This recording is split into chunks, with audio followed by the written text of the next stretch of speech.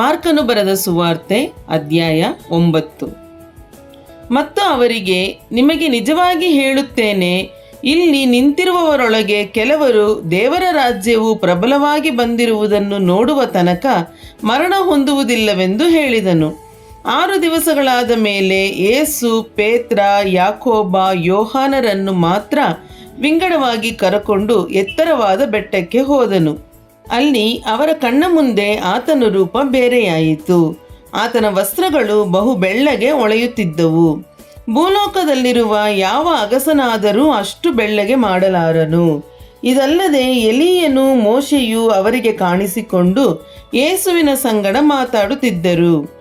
ಆಗ ಪೇತ್ರನು ಯೇಸುವಿಗೆ, ಗುರುವೇ, ನಾವು ಇಲ್ಲೇ ಇರುವುದು ಒಳ್ಳೆಯದು. 3 ಪರ್ಣಶಾಲೆಗಳನ್ನು ಕಟ್ಟುವೆವು, ನಿನಗೊಂದು, ಮೋಶೆಗೊಂದು, ಎಲೀಯನಿಗೊಂದು ಎಂದು ಹೇಳಿದನು.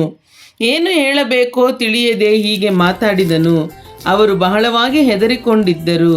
ಅಷ್ಟರಲ್ಲಿ ಮೋಡವು ಬಂದು ಅವರ ಮೇಲೆ ಕವಿಯಿತು. ಆ ಮೋಡದೊಳಗಿಂದ, ಈತನು ಪ್ರಿಯನಾಗಿರುವ ನನ್ನ ಮಗನು, ಈತನ ಮಾತನ್ನು ಕೇಳಿರಿ ಎಂದು ಆಕಾಶವಾಣಿ ಆಯಿತು. ಪಕ್ಕನೆ ಅವರು ಸುತ್ತಲೂ ನೋಡಿದಾಗ ತಮ್ಮ ಸಂಗಡ ಯೇಸುವನ್ನೇ ಹೊರತು ಆಗಿನಿಂದ ಮತ್ತಾರನ್ನೂ ಕಾಣಲಿಲ್ಲ. ಅವರು ಆ ಬೆಟ್ಟದಿಂದ ಇಳಿದು ಬರುತ್ತಿರುವಾಗ ಆತನು ಅವರಿಗೆ, ನೀವು ಕಂಡಿರುವುದನ್ನು ಮನುಷ್ಯಕುಮಾರನು ಸತ್ತು ಜೀವಿತನಾಗಿ ಎದ್ದು ಬರುವ ತನಕ ಯಾರಿಗೂ ತಿಳಿಸಬಾರದೆಂದು ಖಂಡಿತವಾಗಿ ಹೇಳಿದನು. ಅವರು ಈ ಮಾತನ್ನು ಹಿಡಿದು, ಸತ್ತು ಜೀವಿತನಾಗಿ ಏಳುವುದೆಂದರೇನು ಎಂದು ತಮ್ಮೊಳಗೆ ಮಾತಾಡಿಕೊಂಡರು. ಇದಲ್ಲದೆ ಅವರು, ಎಲೀಯನು ಮೊದಲು ಬರುವುದು ಅಗತ್ಯವೆಂಬುದಾಗಿ ಶಾಸ್ತ್ರಿಗಳು ಹೇಳುತ್ತಾರಲ್ಲ, ಇದು ಹೇಗೆ ಎಂದು ಆತನನ್ನು ಕೇಳಿದ್ದಕ್ಕೆ ಆತನು, ಎಲೀಯನು ಮೊದಲು ಬಂದು ಎಲ್ಲವನ್ನೂ ತಿರುಗಿ ಸರಿ ಮಾಡುವುದು ನಿಜ, ಮತ್ತು ಮನುಷ್ಯಕುಮಾರನ ವಿಷಯವಾಗಿ ಅವನು ಬಹು ಕಷ್ಟಗಳನ್ನು ಅನುಭವಿಸಿ ಹೀನೈಸಲ್ಪಡಬೇಕೆಂಬುದಾಗಿ ಬರೆದದೆ, ಇದು ಹೇಗೆ? ಆದರೆ ನಾನು ನಿಮಗೆ ಹೇಳುವುದೇನೆಂದರೆ, ಎಲೀಯನು ಬಂದನು ಮತ್ತು ಅವನ ವಿಷಯವಾಗಿ ಬರೆದಿರುವ ಪ್ರಕಾರ ಜನರು ತಮ್ಮ ಮನಸ್ಸಿಗೆ ಬಂದಂತೆ ಅವನಿಗೆ ಮಾಡಿದರು ಅಂದನು. ತರುವಾಯ ಅವರು ಉಳಿದ ಶಿಷ್ಯರ ಬಳಿಗೆ ಬಂದು ಅವರ ಸುತ್ತಲೂ ಜನರ ದೊಡ್ಡ ಗುಂಪು ಇರುವುದನ್ನು, ಅವರ ಸಂಗಡ ಶಾಸ್ತ್ರಿಗಳು ತರ್ಕ ಮಾಡುವುದನ್ನು ಕಂಡರು. ಕೂಡಲೇ ಆ ಗುಂಪಿನವರೆಲ್ಲರೂ ಯೇಸುವನ್ನು ಕಂಡು ಬಹು ಆಶ್ಚರ್ಯಪಟ್ಟು ಆತನ ಬಳಿಗೆ ಓಡಿ ಬಂದು ಆತನನ್ನು ವಂದಿಸಿದರು. ಆತನು ಶಾಸ್ತ್ರಿಗಳನ್ನು, ಇವರ ಸಂಗಡ ಏನು ತರ್ಕ ಮಾಡುತ್ತೀರಿ ಎಂದು ಕೇಳಿದ್ದಕ್ಕೆ ಆ ಗುಂಪಿನಲ್ಲಿ ಒಬ್ಬನು, ಬೋಧಕನೇ, ನನ್ನ ಮಗನನ್ನು ನಿನ್ನ ಬಳಿಗೆ ಕರಕೊಂಡು ಬಂದೆನು. ಅವನಿಗೊಂದು ಮೂಗ ದೆವ್ವ ಹಿಡಿದದೆ. ಅದು ಎಲ್ಲಿ ಅವನ ಮೇಲೆ ಬಂದರೂ ಅವನನ್ನು ಕೆಡವುತ್ತದೆ. ಆಗ ಅವನು ನೊರೆ ಸುರಿಸುತ್ತಾ ಕರಕರನೆ ಹಲ್ಲು ಕಡಿಯುತ್ತಾ ಕುಂದಿ ಹೋಗುತ್ತಾನೆ. ಅದನ್ನು ಬಿಡಿಸಬೇಕೆಂದು ನಿನ್ನ ಶಿಷ್ಯರಿಗೆ ಕೇಳಿಕೊಂಡೆ, ಅವರ ಕೈಯಿಂದ ಆಗದೆ ಹೋಯಿತು ಎಂದು ಉತ್ತರ ಕೊಟ್ಟನು.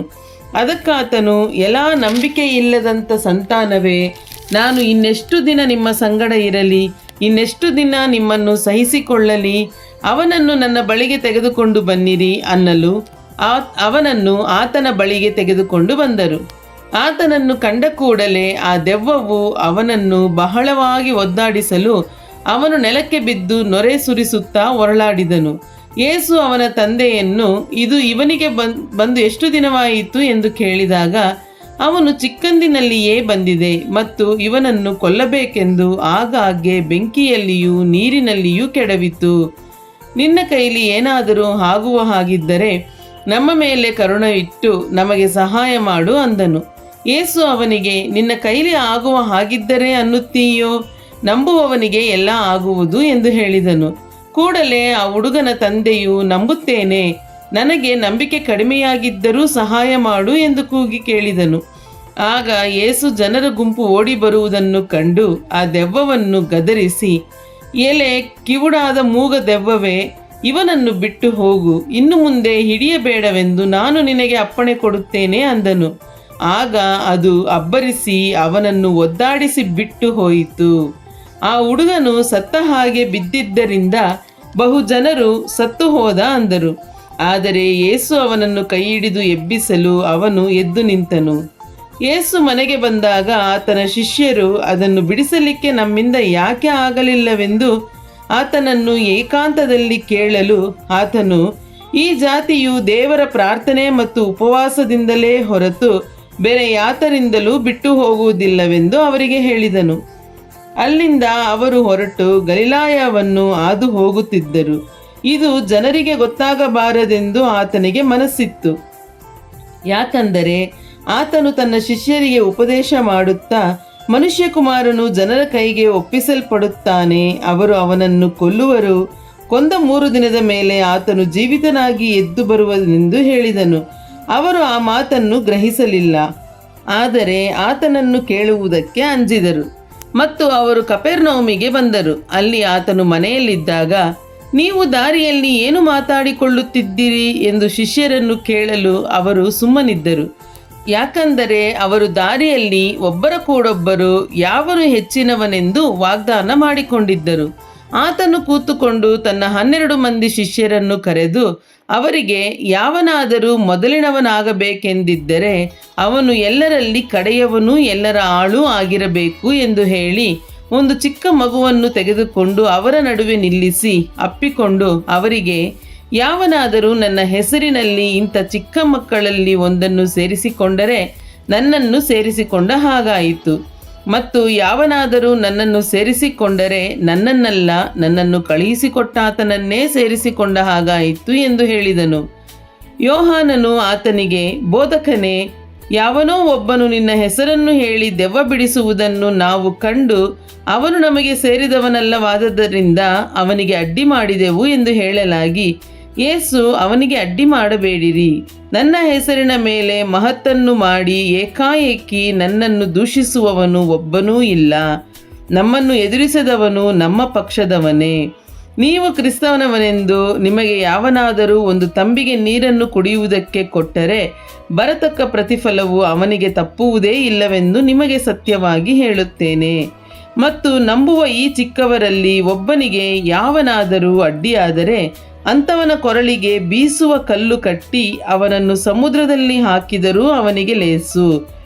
ಇದಲ್ಲದೆ ನಿನ್ನ ಕೈ ನಿನ್ನನ್ನು ಪಾಪದಲ್ಲಿ ಸಿಕ್ಕಿಸುವುದಾದರೆ ಅದನ್ನು ಕತ್ತರಿಸಿಬಿಡು.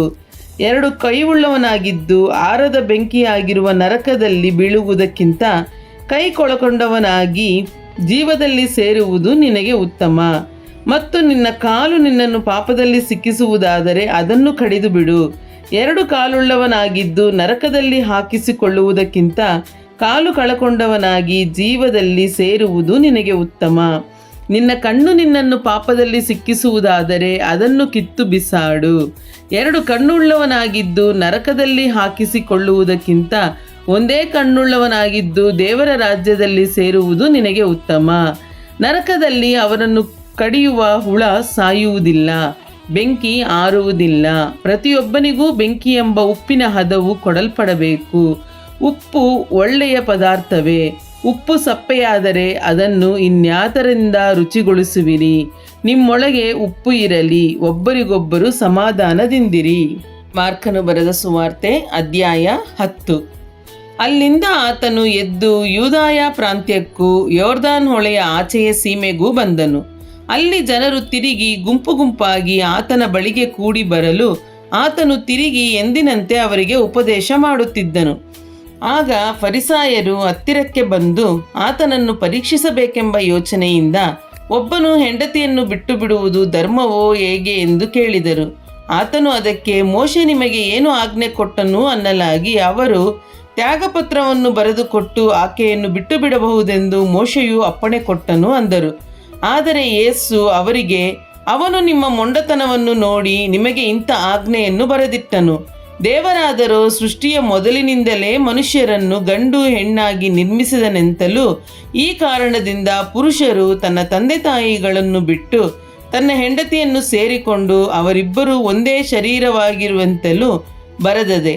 ಹೀಗಿರುವಲ್ಲಿ ಅವರು ಇನ್ನು ಇಬ್ಬರಲ್ಲ, ಒಂದೇ ಶರೀರವಾಗಿದ್ದಾರೆ. ಆದದರಿಂದ ದೇವರು ಕೂಡಿಸಿದ್ದನ್ನು ಮನುಷ್ಯರು ಅಗಲಿಸಬಾರದು ಎಂದು ಹೇಳಿದನು. ಮನೆಯಲ್ಲಿ ಆತನ ಶಿಷ್ಯರು ಈ ವಿಷಯದಲ್ಲಿ ಆತನನ್ನು ತಿರುಗಿ ಕೇಳಿದಾಗ ಆತನು ಅವರಿಗೆ, ತನ್ನ ಹೆಂಡತಿಯನ್ನು ಬಿಟ್ಟು ಮತ್ತೊಬ್ಬಳನ್ನು ಮದುವೆ ಮಾಡಿಕೊಳ್ಳುವವನು ತನ್ನ ಹೆಂಡತಿಗೆ ದ್ರೋಹಿಯಾಗಿ ವ್ಯಭಿಚಾರ ಮಾಡಿದವನಾಗಿದ್ದಾನೆ. ಮತ್ತು ಹೆಂಡತಿಯು ತನ್ನ ಗಂಡನನ್ನು ಬಿಟ್ಟು ಬೇರೊಬ್ಬನನ್ನು ಮದುವೆ ಮಾಡಿಕೊಂಡರೆ ಅವಳು ವ್ಯಭಿಚಾರ ಮಾಡಿದವಳಾಗಿದ್ದಾಳೆ ಎಂದು ಹೇಳಿದನು. ಬಳಿಕ ಕೆಲವರು ತಮ್ಮ ಚಿಕ್ಕ ಮಕ್ಕಳನ್ನು ಯೇಸುವಿನಿಂದ ಮುಟ್ಟಿಸಬೇಕೆಂದು ಆತನ ಬಳಿಗೆ ತರಲು ಶಿಷ್ಯರು ಅವರನ್ನು ಗದರಿಸಿದರು.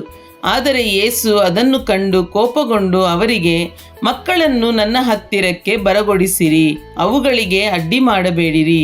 ದೇವರ ರಾಜ್ಯವು ಇಂಥವರದೇ. ನಿಮಗೆ ಸತ್ಯವಾಗಿ ಹೇಳುತ್ತೇನೆ, ಯಾವನು ಶಿಶುಭಾವದಿಂದ ದೇವರ ರಾಜ್ಯವನ್ನು ಅಂಗೀಕರಿಸುವುದಿಲ್ಲವೋ ಅವನು ಅದರಲ್ಲಿ ಸೇರುವುದೇ ಇಲ್ಲ ಎಂದು ಹೇಳಿ ಅವುಗಳನ್ನು ಅಪ್ಪಿಕೊಂಡು ಅವುಗಳ ಮೇಲೆ ಕೈಯಿಟ್ಟು ಆಶೀರ್ವದಿಸಿದನು. ಆತನು ಹೊರಟು ದಾರಿ ಹಿಡಿದು ಹೋಗುವಾಗ ಒಬ್ಬನು ಓಡುತ್ತಾ ಆತನ ಎದುರಿಗೆ ಬಂದು ಮೊಣಕಾಲೂರಿ, ಒಳ್ಳೆ ಬೋಧಕನೇ, ನಾನು ನಿತ್ಯ ಜೀವಕ್ಕೆ ಬಾಧ್ಯಸ್ಥನಾಗಬೇಕಾದರೆ ಏನು ಮಾಡಬೇಕೆಂದು ಆತನನ್ನು ಕೇಳಲಾಗಿ, ಯೇಸು ಅವನಿಗೆ, ನನ್ನನ್ನು ಒಳ್ಳೆಯವನೆಂದು ಯಾಕೆ ಹೇಳುತ್ತೀ? ದೇವರೊಬ್ಬನೇ ಹೊರತು ಮತ್ತಾವನೂ ಒಳ್ಳೆಯವನಲ್ಲ. ನರಹತ್ಯೆ ಮಾಡಬಾರದು, ವ್ಯಭಿಚಾರ ಮಾಡಬಾರದು, ಕದಿಯಬಾರದು, ಸುಳ್ಳು ಸಾಕ್ಷಿ ಹೇಳಬಾರದು, ಮೋಸ ಮಾಡಬಾರದು, ನಿನ್ನ ತಂದೆ ತಾಯಿಗಳನ್ನು ಸನ್ಮಾನಿಸಬೇಕು ಎಂಬ ದೇವರಾಜ್ಞೆಗಳು ನಿಮಗೆ ಗೊತ್ತಿವೆಯಷ್ಟೇ ಎಂದು ಹೇಳಿದನು. ಅವನು ಆತನಿಗೆ, ಬೋಧಕನೇ, ನಾನು ಚಿಕ್ಕಂದಿನಿಂದಲೂ ಇವೆಲ್ಲಕ್ಕೂ ಸರಿಯಾಗಿ ನಡ್ಕೊಂಡು ಬಂದಿದ್ದೇನೆ ಎಂದು ಹೇಳಲು, ಯೇಸು ಅವನನ್ನು ದೃಷ್ಟಿಸಿ ನೋಡಿ ಪ್ರೀತಿಸಿ ಅವನಿಗೆ, ನಿನಗೆ ಒಂದು ಕಡಿಮೆಯಾಗಿದೆ, ಹೋಗು, ನಿನ್ನ ಬದುಕನ್ನೆಲ್ಲ ಮಾರಿ ಬಡವರಿಗೆ ಕೊಡು, ಪರಲೋಕದಲ್ಲಿ ನಿನಗೆ ಸಂಪತ್ತಿರುವುದು, ನೀನು ಬಂದು ನನ್ನನ್ನು ಹಿಂಬಾಲಿಸು ಎಂದು ಹೇಳಿದನು. ಆದರೆ ಅವನು ಬಹಳ ಆಸಕ್ತಿಯುಳ್ಳವನಾಗಿದ್ದರಿಂದ ಈ ಮಾತಿಗೆ ಮೋರೆ ಬಾಡಿದವನಾಗಿ ದುಃಖದಿಂದ ಹೊರಟು ಹೋದನು. ಆಗ ಯೇಸು ಸುತ್ತಲೂ ನೋಡಿ ತನ್ನ ಶಿಷ್ಯರಿಗೆ, ಧನವಂತರು ದೇವರ ರಾಜ್ಯದಲ್ಲಿ ಸೇರುವುದು ಎಷ್ಟೋ ಕಷ್ಟ ಎಂದು ಹೇಳಿದನು. ಶಿಷ್ಯರು ಆತನ ಮಾತುಗಳನ್ನು ಕೇಳಿ ಬೆರಗಾದರು. ಯೇಸು ತಿರುಗಿ ಅವರಿಗೆ, ಮಕ್ಕಳಿರ, ದೇವರ ರಾಜ್ಯದಲ್ಲಿ ಸೇರುವುದು ಎಷ್ಟೋ ಕಷ್ಟ. ಐಶ್ವರ್ಯವಂತನು ದೇವರ ರಾಜ್ಯದಲ್ಲಿ ಸೇರುವುದಕ್ಕಿಂತ ಒಂಟೆಯು ಸೂಜಿ ಕಣ್ಣಿನಲ್ಲಿ ನುಗ್ಗಿ ಹೋಗುವುದು ಸುಲಭ ಎಂದು ಹೇಳಿದನು. ಈ ಮಾತಿಗೆ ಅವರು ಇನ್ನಷ್ಟು ಆಶ್ಚರ್ಯಪಟ್ಟು, ಹೀಗಿದ್ದರೆ ಯಾರಿಗೆ ರಕ್ಷಣೆಯಾದೀತು ಎಂದು ತಮ್ಮೊಳಗೆ ಹೇಳಿಕೊಳ್ಳಲು, ಯೇಸು ಅವರನ್ನು ದೃಷ್ಟಿಸಿ ನೋಡಿ, ಇದು ಮನುಷ್ಯರಿಗೆ ಅಸಾಧ್ಯ, ದೇವರಿಗೆ ಅಸಾಧ್ಯವಲ್ಲ, ದೇವರಿಗೆ ಎಲ್ಲವೂ ಸಾಧ್ಯವೇ ಅಂದನು. ಪೇತ್ರನು ಆತನಿಗೆ, ಇಗೋ, ನಾವು ಎಲ್ಲ ಬಿಟ್ಟು ನಿನ್ನನ್ನು ಹಿಂಬಾಲಿಸಿದ್ದೇವೆ ಎಂದು ಹೇಳುವುದಕ್ಕೆ ಪ್ರಾರಂಭಿಸಲು, ಯೇಸು, ನಿಮಗೆ ಸತ್ಯವಾಗಿ ಹೇಳುತ್ತೇನೆ, ಯಾವನು ನನ್ನ ನಿಮಿತ್ತವೂ ಸುವಾರ್ತೆಯ ನಿಮಿತ್ತವೂ ಮನೆಯನ್ನಾಗಲಿ, ಅಣ್ಣ ತಮ್ಮಂದಿರನ್ನಾಗಲಿ, ಅಕ್ಕ ತಂಗಿಯರನ್ನಾಗಲಿ, ತಾಯಿಯನ್ನಾಗಲಿ, ತಂದೆಯನ್ನಾಗಲಿ, ಮಕ್ಕಳನ್ನಾಗಲಿ, ಭೂಮಿಯನ್ನಾಗಲಿ ಬಿಟ್ಟಿರುವನೋ ಅವನಿಗೆ ಈಗಿನ ಕಾಲದಲ್ಲಿ ಮನೆ, ಅಣ್ಣ ತಮ್ಮ, ಅಕ್ಕ ತಂಗಿ, ತಾಯಿ, ಮಕ್ಕಳು, ಭೂಮಿ ಇವೆಲ್ಲವೂ ಹಿಂಸೆಗಳು ಸಹಿತವಾಗಿ 100ರಷ್ಟು ಸಿಕ್ಕುತ್ತವೆ ಮತ್ತು ಮುಂದಣ ಲೋಕದಲ್ಲಿ ನಿತ್ಯ ಜೀವವು ದೊರೆಯುವುದು. ಆದರೆ ಬಹುಮಂದಿ ಮೊದಲಿನವರು ಕಡೆಯವರಾಗುವರು, ಕಡೆಯವರು ಮೊದಲಿನವರಾಗುವರು ಎಂದು ಹೇಳಿದನು. ಅವರು ಯೆರೂಸಲೇಮಿನ ದಾರಿಯನ್ನು ಹಿಡಿದು ಹೋಗುತ್ತಿರುವಾಗ ಯೇಸು ಅವರ ಮುಂದೆ ಹೋಗುತ್ತಿದ್ದನು. ಅವರು ನೋಡಿ ಬೆರಗಾದರು. ಆತನ ಹಿಂದೆ ಬರುವವರು ಭಯಪಡುವವರಾದರು. ಆಗ ಆತನು ತನ್ನ 12 ಮಂದಿ ಶಿಷ್ಯರನ್ನು ತಿರುಗಿ ಕರೆದುಕೊಂಡು ಮುಂದೆ ತನಗಾಗುವುದನ್ನು ಹೇಳುವುದಕ್ಕೆ ತೊಡಗಿ ಅವರಿಗೆ, ನೋಡಿರಿ, ನಾವು ಯೆರೂಸಲೇಮಿಗೆ ಹೋಗುತ್ತಾ ಇದ್ದೇವೆ ಮತ್ತು ಮನುಷ್ಯಕುಮಾರನನ್ನು ಮಹಾಯಾಜಕರ ಮತ್ತು ಶಾಸ್ತ್ರಿಗಳ ಕೈಗೆ ಹಿಡುಕೊಡುವರು. ಅವರು ಅವನಿಗೆ ಮರಣದಂಡನೆಯನ್ನು ವಿಧಿಸಿ ಅವನನ್ನು ಅನ್ಯರ ಕೈಗೆ ಒಪ್ಪಿಸುವರು. ಇವರು ಅವನನ್ನು ಅಪಹಾಸ್ಯ ಮಾಡುವರು, ಅವನ ಮೇಲೆ ಉಗುಳುವರು, ಅವನನ್ನು ಕೊರಡೆಗಳಿಂದ ಹೊಡೆಯುವರು, ಕೊಂದು ಹಾಕುವರು. ಅವನು 3 ದಿನದ ಮೇಲೆ ಜೀವಿತನಾಗಿ ಎದ್ದು ಬರುವನು ಎಂದು ಹೇಳಿದನು. ಆಗ ಜೆಬೆದಾಯನ ಮಕ್ಕಳಾದ ಯಾಕೋಬ, ಯೋಹಾನರು ಆತನ ಬಳಿಗೆ ಬಂದು ಆತನಿಗೆ, ಗುರುವೇ, ನಾವು ಒಂದನ್ನು ಕೇಳಿಕೊಳ್ಳುತ್ತೇವೆ, ಅದನ್ನು ನಮಗೋಸ್ಕರ ನಡೆಸಬೇಕೆಂದು ಹೇಳಿದರು. ಆತನು ಅವರನ್ನು, ನಿಮಗೇನು ನಡೆಸಿಕೊಡಬೇಕು ಎಂದು ಕೇಳಲು ಅವರು, ನಿನಗೆ ಮಹಾಪದವಿ ಬಂದಾಗ ನಮ್ಮಲ್ಲಿ ಒಬ್ಬನು ನಿನ್ನ ಬಲಗಡೆಯಲ್ಲೂ ಮತ್ತೊಬ್ಬನು ಎಡಗಡೆಯಲ್ಲೂ ಕೂತುಕೊಳ್ಳುವಂತೆ ನಮಗೆ ಅನುಗ್ರಹ ಮಾಡಬೇಕು ಅಂದರು. ಆದರೆ ಯೇಸು ಅವರನ್ನು, ನೀವು ಬೇಡಿಕೊಂಡದ್ದು ಏನೆಂದು ನಿಮಗೆ ತಿಳಿಯದು. ನಾನು ಕುಡಿಯುವ ಪಾತ್ರೆಯಲ್ಲಿ ಕುಡಿಯುವುದು ನಿಮ್ಮಿಂದಾದೀತೆ, ನನಗಾಗುವ ದೀಕ್ಷಾ ಸ್ನಾನವನ್ನು ಹೊಂದುವುದು ನಿಮ್ಮಿಂದಾದೀತೆ ಎಂದು ಕೇಳಲು ಅವರು, ಆಗುವುದು ಅಂದರು. ಆಗ ಯೇಸು ಅವರಿಗೆ, ನಾನು ಕುಡಿಯುವ ಪಾತ್ರೆಯಲ್ಲಿ ಕುಡಿಯುವಿರಿ, ನನಗಾಗುವ ಸ್ನಾನವು ನಿಮಗಾಗುವುದು. ಆದರೆ ನನ್ನ ಬಲಗಡೆಯಲ್ಲಾದರೂ ಎಡಗಡೆಯಲ್ಲಾದರೂ ಕೂತುಕೊಳ್ಳುವಂತೆ ಅನುಗ್ರಹ ಮಾಡುವುದು ನನ್ನದಲ್ಲ, ಅದು ಯಾರಿಗೆಂದು ಸಿದ್ಧಪಡಿಸಿದೆಯೋ ಅವರಿಗೇ ಸಿಕ್ಕುವುದು ಎಂದು ಹೇಳಿದನು. ಉಳಿದ 10 ಮಂದಿ ಶಿಷ್ಯರು ಇದನ್ನು ಕೇಳಿ ಯಾಕೋಬ, ಯೋಹಾನರ ಮೇಲೆ ಸಿಟ್ಟಿಗೆದ್ದರು. ಯೇಸು ಅವರನ್ನು ಹತ್ತಿರಕ್ಕೆ ಕರೆದು ಅವರಿಗೆ, ಜನಗಳನ್ನಾಳುವವರೆನಿಸಿಕೊಳ್ಳುವವರು ಅವರ ಮೇಲೆ ಅಹಂಕಾರದಿಂದ ದೊರೆತನ ಮಾಡುತ್ತಾರೆ ಮತ್ತು ಅವರಲ್ಲಿ ದೊಡ್ಡವರು ಬಲಾತ್ಕಾರದಿಂದ ಅಧಿಕಾರ ನಡೆಸುತ್ತಾರೆ ಎಂದು ನೀವು ಬಲ್ಲಿರಷ್ಟೇ. ಆದರೆ ನಿಮ್ಮಲ್ಲಿ ಹಾಗಿರಬಾರದು. ನಿಮ್ಮಲ್ಲಿ ದೊಡ್ಡವನಾಗಬೇಕೆಂದಿರುವವನು ನಿಮ್ಮ ಸೇವಕನಾಗಿರಬೇಕು. ನಿಮ್ಮಲ್ಲಿ ಮೊದಲನೆಯವನಾಗಬೇಕೆಂದಿರುವವನು ಎಲ್ಲರ ಆಳಾಗಿರಬೇಕು. ಮನುಷ್ಯಕುಮಾರನು ಸಹ ಸೇವೆ ಮಾಡಿಸಿಕೊಳ್ಳುವುದಕ್ಕೆ ಬರಲಿಲ್ಲ, ಸೇವೆ ಮಾಡುವುದಕ್ಕೂ ಅನೇಕರನ್ನು ಬಿಡಿಸಿಕೊಳ್ಳುವುದಕ್ಕೂ ತನ್ನ ಪ್ರಾಣವನ್ನು ಈಡುಕೊಡುವುದಕ್ಕೂ ಬಂದನು ಎಂದು ಹೇಳಿದನು. ಆಮೇಲೆ ಅವರು ಯೆರಿಕೋವಿಗೆ ಬಂದರು.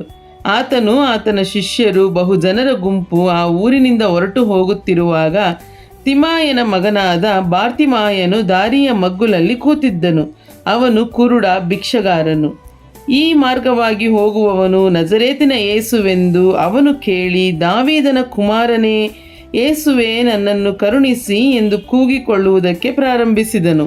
ಅನೇಕರು ಸುಮ್ಮನಿರು ಎಂದು ಅವನನ್ನು ಗದರಿಸಲು ಅವನು, ದಾವೀದನ ಕುಮಾರನೇ, ನನ್ನನ್ನು ಕರುಣಿಸು ಎಂದು ಮತ್ತಷ್ಟು ಕೂಗಿಕೊಂಡನು. ಆಗ ಯೇಸು ನಿಂತು ಅವನನ್ನು ಕರೆಯಿರಿ ಅನ್ನಲು ಅವರು ಆ ಕುರುಡನನ್ನು ಕರೆದು, ಧೈರ್ಯವಿರಲಿ, ಏಳು, ನಿನ್ನನ್ನು ಕರೆಯುತ್ತಾನೆ ಎಂದರು. ಅವನು ತನ್ನ ಹೊದಿಕೆಯನ್ನು ತೆಗೆದುಹಾಕಿ ತಟ್ಟನೆ ಎದ್ದು ಯೇಸುವಿನ ಬಳಿಗೆ ಬಂದನು. ಯೇಸು ಅವನನ್ನು, ನಾನು ನಿನಗೆ ಏನು ಮಾಡಬೇಕೆಂದು ಕೋರುತ್ತೀ ಎಂದು ಕೇಳಲು ಆ ಕುರುಡನು, ನನಗೆ ಕಣ್ಣು ಬರುವಂತೆ ಮಾಡಬೇಕು ಗುರುವೇ ಅಂದನು. ಯೇಸು ಅವನಿಗೆ, ಹೋಗು, ನಿನ್ನ ನಂಬಿಕೆಯೇ ನಿನ್ನನ್ನು ಸ್ವಸ್ಥ ಮಾಡಿದೆ ಎಂದು ಹೇಳಿದನು. ಕೂಡಲೇ ಅವನಿಗೆ ಕಣ್ಣು ಬಂದವು. ಅವನು ಆ ದಾರಿಯಲ್ಲಿ ಆತನ ಹಿಂದೆ ಹೋದನು. ಮಾರ್ಕನು ಬರೆದ ಸುವಾರ್ತೆ ಅಧ್ಯಾಯ 11. ಅವರು ಯೆರೂಸಲೇಮಿಗೆ ಸಮೀಪಿಸಿ ಎಣ್ಣೆ ಮರಗಳ ಗುಡ್ಡದ ಬಳಿಯಲ್ಲಿರುವ ಬೇತ್ಫಗೆಗೂ ಬೇತಾನ್ಯಕ್ಕೂ ಬಂದಾಗ ಆತನು ತನ್ನ ಶಿಷ್ಯರಲ್ಲಿ 2 ಕರೆದು, ನಿಮ್ಮೆದುರಿಗಿರುವ ಹಳ್ಳಿಗೆ ಹೋಗಿರಿ. ಅದರೊಳಕ್ಕೆ ಸೇರುತ್ತಿರುವಾಗಲೇ ಅಲ್ಲಿ ಕಟ್ಟಿರುವ ಒಂದು ಕತ್ತೆ ಮರಿಯನ್ನು ಕಾಣುವಿರಿ. ಇದುವರೆಗೆ ಅದರ ಮೇಲೆ ಯಾರೂ ಹತ್ತಿಲ್ಲ. ಅದನ್ನು ಬಿಚ್ಚಿ ಹಿಡುಕೊಂಡು ಬನ್ನಿರಿ. ಯಾವನಾದರೂ ನಿಮ್ಮನ್ನು ಏನು ಹೀಗೆ ಮಾಡುವುದು ಎಂದು ಕೇಳಿದರೆ, ಇದು ಸ್ವಾಮಿಯವರಿಗೆ ಬೇಕಾಗಿದೆ, ಅವರು ತಡಮಾಡದೆ ತಿರುಗಿ ಇಲ್ಲಿಗೆ ಕಳುಹಿಸಿಕೊಡುವರು ಅನ್ನಿರಿ ಎಂದು ಹೇಳಿ ಕಳುಹಿಸಿದನು. ಆ ಶಿಷ್ಯರು ಹೋಗಿ ಬೀದಿಯಲ್ಲಿ ಹೊರಗೆ ಬಾಗಿಲಿನ ಹತ್ತಿರ ಒಂದು ಕತ್ತೆ ಮರಿ ಕಟ್ಟಿರುವುದನ್ನು ಕಂಡು ಅದನ್ನು ಬಿಚ್ಚಿದರು. ಅಲ್ಲಿ ನಿಂತಿದ್ದವರಲ್ಲಿ ಕೆಲವರು, ಈ ಮರಿಯನ್ನು ಬಿಚ್ಚಿ ಏನು ಮಾಡುತ್ತೀರಿ ಎಂದು ಅವರನ್ನು ಕೇಳಿದ್ದಕ್ಕೆ ಯೇಸು ಹೇಳಿದಂತೆಯೇ ಅವರು ಹೇಳಿದಾಗ ಆ ಜನರು ತೆಗೆದುಕೊಂಡು ಹೋಗಗೊಡಿಸಿದರು. ಶಿಷ್ಯರು ಆ ಮರಿಯನ್ನು ಯೇಸುವಿನ ಬಳಿಗೆ ತಂದು ತಮ್ಮ ಬಟ್ಟೆಗಳನ್ನು ಅದರ ಮೇಲೆ ಹಾಕಲು ಆತನು ಅದನ್ನು ಹತ್ತಿ ಕೂತುಕೊಂಡನು. ಆಗ ಅನೇಕರು ತಮ್ಮ ಬಟ್ಟೆಗಳನ್ನು ದಾರಿಯಲ್ಲಿ ಹಾಸಿದರು. ಬೇರೆ ಕೆಲವರು ತೋಟಗಳಿಂದ ಚಿಗುರುಗಳನ್ನು ಕೊಯ್ದು ತಂದು ಹಾಸಿದರು. ಆತನ ಹಿಂದೆಯೂ ಮುಂದೆಯೂ ಹೋಗುತ್ತಿದ್ದವರು, ಜಯ, ಕರ್ತನ ಹೆಸರಿನಲ್ಲಿ ಬರುವವನಿಗೆ ಆಶೀರ್ವಾದ, ನಮ್ಮ ಪಿತೃವಾದ ದಾವೀದನ ರಾಜ್ಯವು ಬರುತ್ತದೆ, ಅದಕ್ಕೆ ಆಶೀರ್ವಾದ, ಮೇಲಣ ಲೋಕಗಳಲ್ಲಿ ಜಯ ಎಂದು ಆರ್ಭಟಿಸಿದರು. ತರುವಾಯ ಯೇಸು ಯೆರೂಸಲೇಮನ್ನು ಸೇರಿ ದೇವಾಲಯಕ್ಕೆ ಹೋಗಿ ಸುತ್ತಲೂ ಎಲ್ಲ ನೋಡಿಕೊಂಡು ಅಷ್ಟರಲ್ಲಿ ಸಂಜೆಯಾದದ್ದರಿಂದ 12 ಮಂದಿ ಶಿಷ್ಯರನ್ನು ಕರಕೊಂಡು ಬೇತಾನ್ಯಕ್ಕೆ ಹೊರಟು ಹೋದನು. ಮರುದಿನ ಅವರು ಬೇತಾನ್ಯವನ್ನು ಬಿಟ್ಟು ಬರುತ್ತಿರುವಾಗ ಆತನು ಹಸಿದನು ಮತ್ತು ಎಲೆ ಬಿಟ್ಟಿದ್ದ ಒಂದು ಅಂಜೂರದ ಮರವನ್ನು ದೂರದಲ್ಲಿ ಕಂಡು ಅದರಲ್ಲಿ ತನಗೇನಾದರೂ ಹಣ್ಣು ಸಿಕ್ಕೀತೆಂದು ಅಲ್ಲಿಗೆ ಹೋದನು. ಅದರ ಹತ್ತಿರಕ್ಕೆ ಬಂದಾಗ ಅದರಲ್ಲಿ ಬರೀ ಎಲೆಗಳನ್ನೇ ಹೊರತು ಮತ್ತೇನೂ ಕಾಣಲಿಲ್ಲ. ಅದು ಅಂಜೂರದ ಹಣ್ಣಿನ ಕಾಲವಲ್ಲ. ಆಗ ಯೇಸು ಆ ಮರಕ್ಕೆ, ಇನ್ನು ಮೇಲೆ ಒಬ್ಬರೂ ನಿನ್ನಲ್ಲಿ ಹಣ್ಣನ್ನು ಎಂದೆಂದಿಗೂ ತಿನ್ನದ ಹಾಗಾಗಲಿ ಎಂದು ಹೇಳಿದನು. ಆತನ ಶಿಷ್ಯರು ಅದನ್ನು ಕೇಳಿದರು. ಅವರು ಯೆರೂಸಲೇಮಿಗೆ ಬಂದಾಗ ಯೇಸು ದೇವಾಲಯಕ್ಕೆ ಹೋಗಿ ಅದರಲ್ಲಿ ಮಾರುವವರನ್ನು ಕೊಳ್ಳುವವರನ್ನು ಹೊರಡಿಸಿ ಬಿಡುವುದಕ್ಕೆ ಪ್ರಾರಂಭಿಸಿ ಚಿನಿವಾರರ ಮೇಜುಗಳನ್ನು, ಪಾರಿವಾಳ ಮಾರುವವರ ಕಾಲ್ಮಣೆಗಳನ್ನು ಕೆಡವಿದನು. ಒಬ್ಬನನ್ನಾದರೂ ಸಾಮಾನು ಹೊತ್ತುಕೊಂಡು ದೇವಾಲಯದೊಳಗೆ ಹಾದು ಹೋಗಗೊಡಿಸಲಿಲ್ಲ. ಮತ್ತು ಆತನು ಉಪದೇಶ ಮಾಡಿ, ನನ್ನ ಆಲಯವು ಎಲ್ಲ ಜನಾಂಗಗಳಿಗೂ ಪ್ರಾರ್ಥನಾಲಯವೆನಿಸಿಕೊಳ್ಳುವುದು ಎಂದು ಬರೆದಿದೆಯಲ್ಲ, ಆದರೆ ನೀವು ಅದನ್ನು ಕಳ್ಳರ ಗವಿ ಮಾಡಿದ್ದೀರಿ ಎಂದು ಹೇಳಿದನು. ಅದನ್ನು ಮಹಾಯಾಜಕರು, ಶಾಸ್ತ್ರಿಗಳು ಕೇಳಿ ಅವನನ್ನು ಯಾವ ಉಪಾಯದಿಂದ ಕೊಲ್ಲೋಣ ಎಂದು ಸಂದರ್ಭ ನೋಡುತ್ತಿದ್ದರು. ಯಾಕಂದರೆ ಜನರೆಲ್ಲ ಆತನ ಉಪದೇಶವನ್ನು ಕೇಳಿ ಅತ್ಯಾಶ್ಚರ್ಯಪಟ್ಟದ್ದರಿಂದ ಅವರು ಆತನಿಗೆ ಹೆದರುತ್ತಿದ್ದರು. ಪ್ರತಿ ಸಾಯಂಕಾಲ ಯೇಸುವು ಆತನ ಶಿಷ್ಯರು ಪಟ್ಟಣವನ್ನು ಬಿಟ್ಟು ಹೊರಗೆ ಹೋಗುತ್ತಿದ್ದರು. ಬೆಳಗ್ಗೆ ಅವರು ಬರುತ್ತಿರುವಾಗ ಆ ಅಂಜೂರದ ಮರವು ಬುಡದಿಂದಲೂ ಒಣಗಿ ಹೋಗಿರುವುದನ್ನು ಕಂಡರು.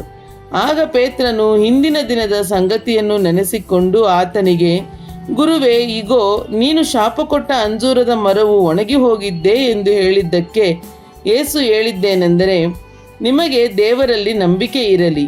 ನಿಮಗೆ ಸತ್ಯವಾಗಿ ಹೇಳುತ್ತೇನೆ, ಯಾವನಾದರೂ ಈ ಬೆಟ್ಟಕ್ಕೆ ನೀನು ಕಿತ್ತುಕೊಂಡು ಹೋಗಿ ಸಮುದ್ರದಲ್ಲಿ ಬೀಳು ಎಂದು ಹೇಳಿ ತನ್ನ ಮನಸ್ಸಿನಲ್ಲಿ ಸಂಶಯ ಪಡದೆ ತಾನು ಹೇಳಿದ್ದು ಆಗುವುದೆಂದು ನಂಬಿದರೆ ಅವನು ಹೇಳಿದಂತೆಯೇ ಆಗುವುದು.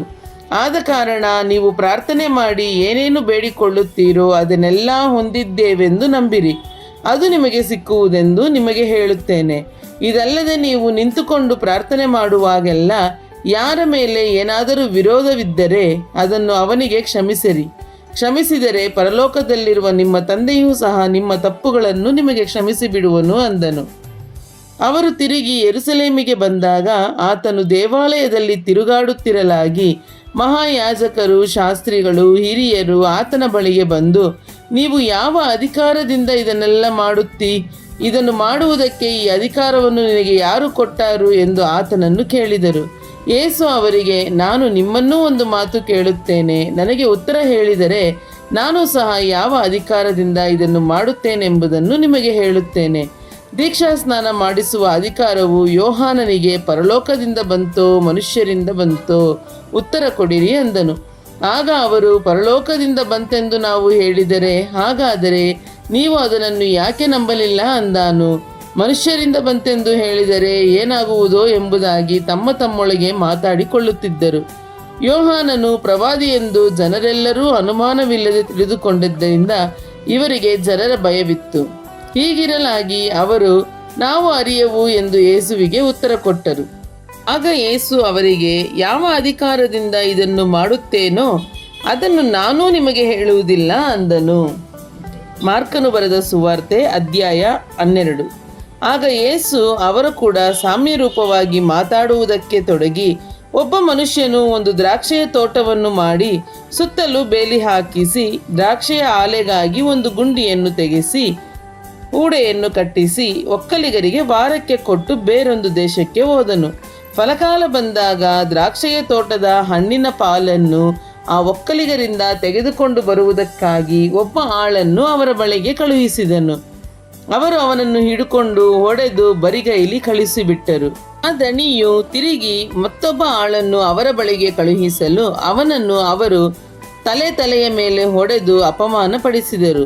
ಆಮೇಲೆ ಇನ್ನೊಬ್ಬನನ್ನು ಕಳುಹಿಸಲು ಅವನನ್ನು ಕೊಂದು ಹಾಕಿದರು. ಇನ್ನೂ ಅನೇಕರನ್ನು ಕಳುಹಿಸಿದನು. ಅವರಲ್ಲಿ ಕೆಲವರನ್ನು ಹೊಡೆದರು, ಕೆಲವರನ್ನು ಕಡಿದು ಹಾಕಿದರು. ಅವನಿಗೆ ಇನ್ನೂ ಒಬ್ಬನಿದ್ದನು, ಯಾರೆಂದರೆ ಅದು ಅವನ ಮುದ್ದು ಮಗನೇ. ನನ್ನ ಮಗನಿಗಾದರೂ ಮರ್ಯಾದೆ ತೋರಿಸಿಯಾರೆಂದು ದಣಿಯು ಕಡೆಯಲ್ಲಿ ಅವನನ್ನು ಅವರ ಬಳಿಗೆ ಕಳುಹಿಸಿದನು. ಆದರೆ ಆ ಒಕ್ಕಲಿಗರು, ಇವನೇ ಬಾಧ್ಯಸ್ಥನು, ಬನ್ನಿ ಇವನನ್ನು ಕೊಂದು ಹಾಕೋಣ, ಆಗ ಸ್ವಾಸ್ಥ್ಯ ನಮ್ಮದಾಗುವುದು ಎಂದು ಒಬ್ಬರ ಸಂಗಡಲೊಬ್ಬರ ಮಾತಾಡಿಕೊಂಡು ಅವನನ್ನು ಹಿಡಿದು ಕೊಂದು ಹಾಕಿ ದ್ರಾಕ್ಷೆಯ ತೋಟದಿಂದ ಹೊರಕ್ಕೆ ಬಿಸಾಟು ಬಿಟ್ಟರು. ಹಾಗಾದರೆ ದ್ರಾಕ್ಷೆಯ ತೋಟದ ದಣಿಯು ಏನು ಮಾಡುವನು? ಅವನು ಬಂದು ಆ ಒಕ್ಕಲಿಗರನ್ನು ಸಂಹರಿಸಿ ತನ್ನ ತೋಟವನ್ನು ಬೇರೆ ಜನರಿಗೆ ಮಾಡುವುದಕ್ಕೆ ಕೊಡುವನು. ಮನೆ ಕಟ್ಟುವವರು ಬೇಡವೆಂದು ಬಿಟ್ಟ ಕಲ್ಲೇ ಮುಖ್ಯವಾದ ಮೂಲೆಗಲ್ಲಾಯಿತು. ಇದು ಕರ್ತನಿಂದಲೇ ಆಯಿತು.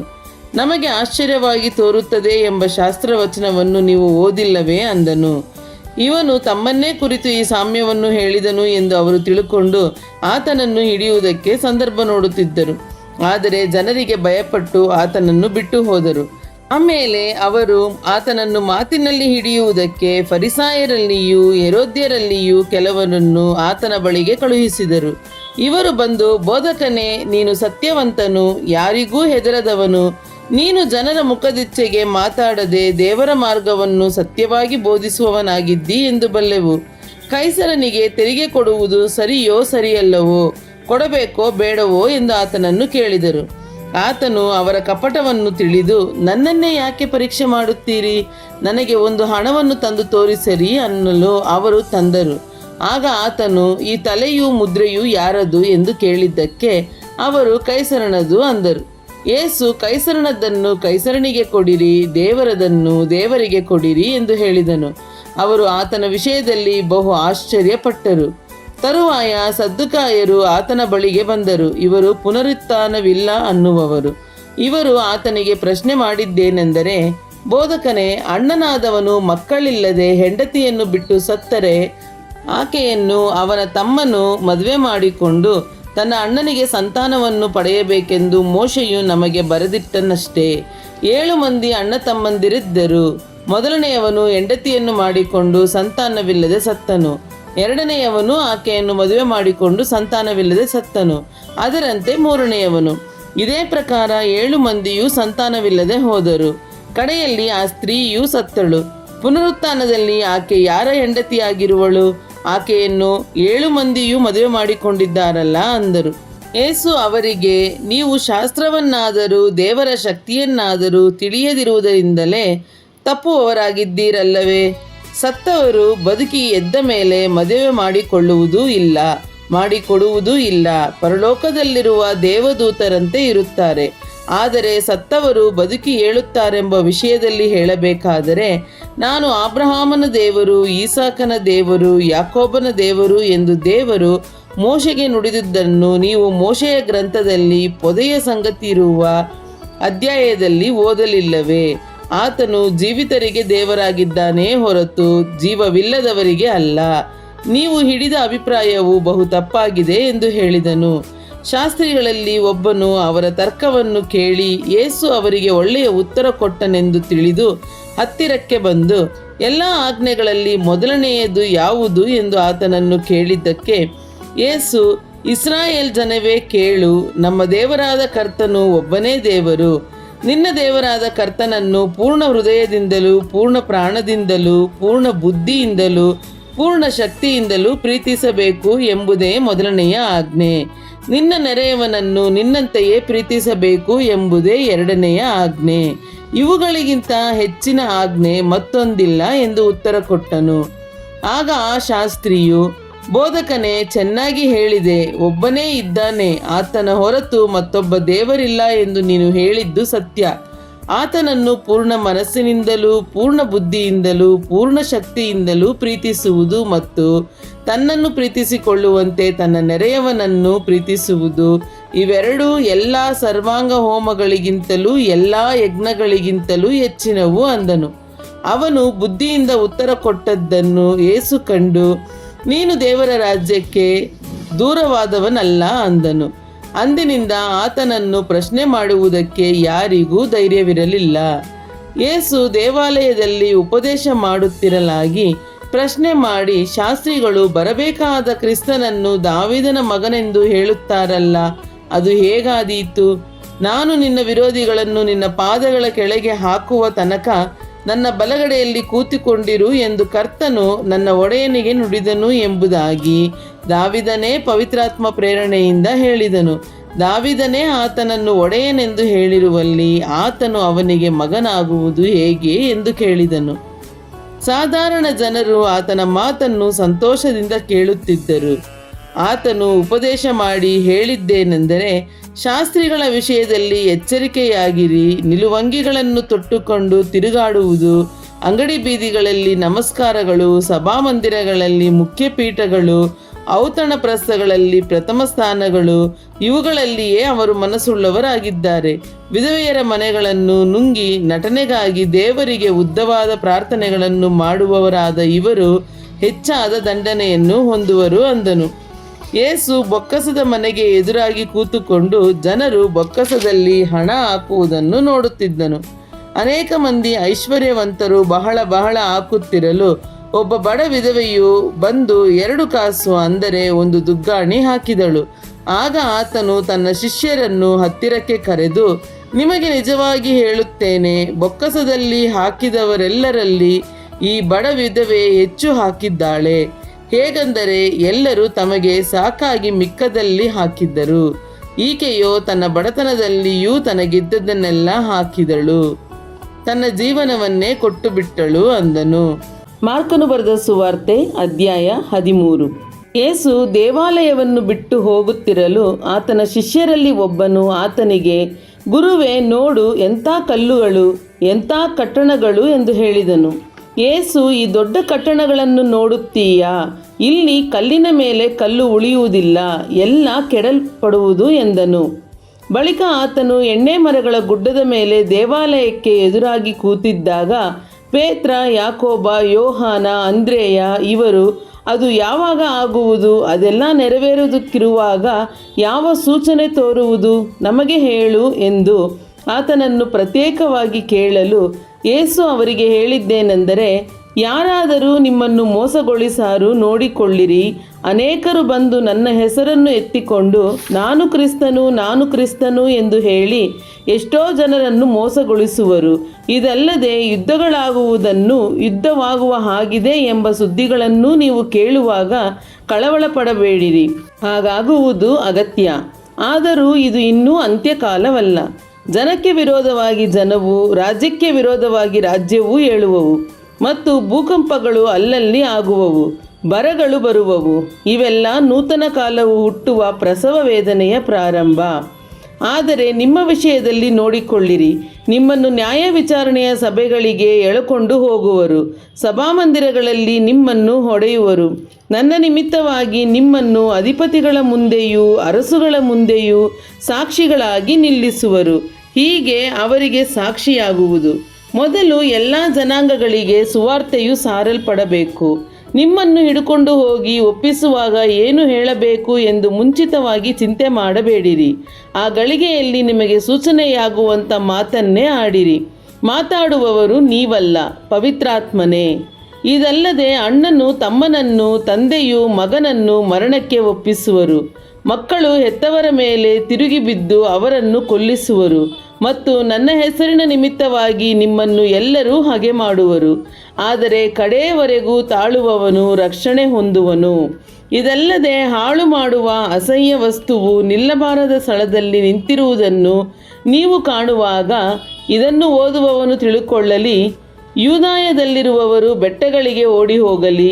ಮಾಳಿಗೆಯ ಮೇಲೆ ಇರುವವನು ತನ್ನ ಮನೆಯೊಳಗಿಂದ ಏನಾದರೂ ತೆಗೆದುಕೊಳ್ಳುವುದಕ್ಕೆ ಇಳಿಯದೆ ಒಳಕ್ಕೆ ಹೋಗದೆ, ಹೊಲದಲ್ಲಿರುವವನು ತನ್ನ ಹೊದಿಕೆಯನ್ನು ತೆಗೆದುಕೊಳ್ಳುವುದಕ್ಕೆ ಹಿಂತಿರುಗಿ ಬಾರದೆ ಓಡಿ ಹೋಗಲಿ.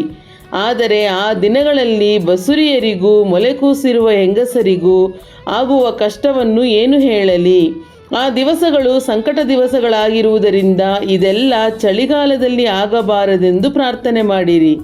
ಅಂಥ ಸಂಕಟವು ದೇವರು ಮಾಡಿದ ಸೃಷ್ಟಿ ಮೊದಲುಗೊಂಡು ಇಂದಿನವರೆಗೂ ಆಗಲಿಲ್ಲ, ಇನ್ನು ಮೇಲೆಯೂ ಆಗುವುದಿಲ್ಲ.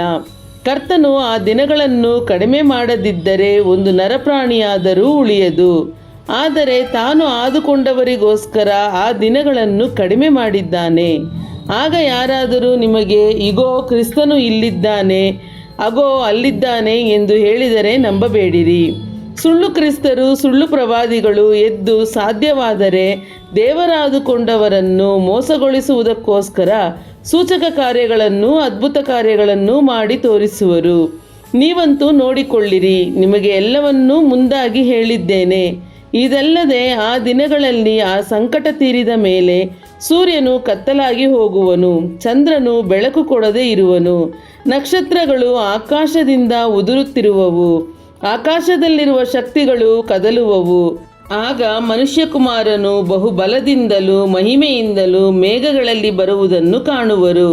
ಮತ್ತು ಆತನು ತನ್ನ ದೂತರನ್ನು ಕಳುಹಿಸಿ ತಾನು ಆದುಕೊಂಡವರನ್ನು ಭೂಮಿಯು ಕಟ್ಟಕಡೆಯಿಂದ ಆಕಾಶದ ಕಟ್ಟಕಡೆಯವರೆಗೂ 4 ದಿಕ್ಕುಗಳಿಂದ ಒಟ್ಟುಗೂಡಿಸುವನು.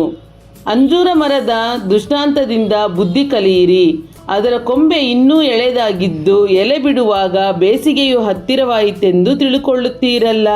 ಹಾಗೆಯೇ ಸಹ ನೀವು ಇದೆಲ್ಲ ಆಗುವುದನ್ನು ನೋಡುವಾಗ ಹತ್ತಿರವದೇ, ಬಾಗಿಲಲ್ಲೇ ಅದೇ ಎಂದು ತಿಳುಕೊಳ್ಳಿರಿ. ಇದೆಲ್ಲ ಆಗುವ ತನಕ ಈ ಸಂತತಿಯು ಅಳಿದು ಹೋಗುವುದೇ ಇಲ್ಲವೆಂದು ನಿಮಗೆ ಸತ್ಯವಾಗಿ ಹೇಳುತ್ತೇನೆ. ಭೂಮ್ಯಾಕಾಶಗಳು ಅಳಿದು ಹೋಗುವವು, ಆದರೆ ನನ್ನ ಮಾತುಗಳು ಅಳಿದು ಹೋಗುವುದೇ ಇಲ್ಲ.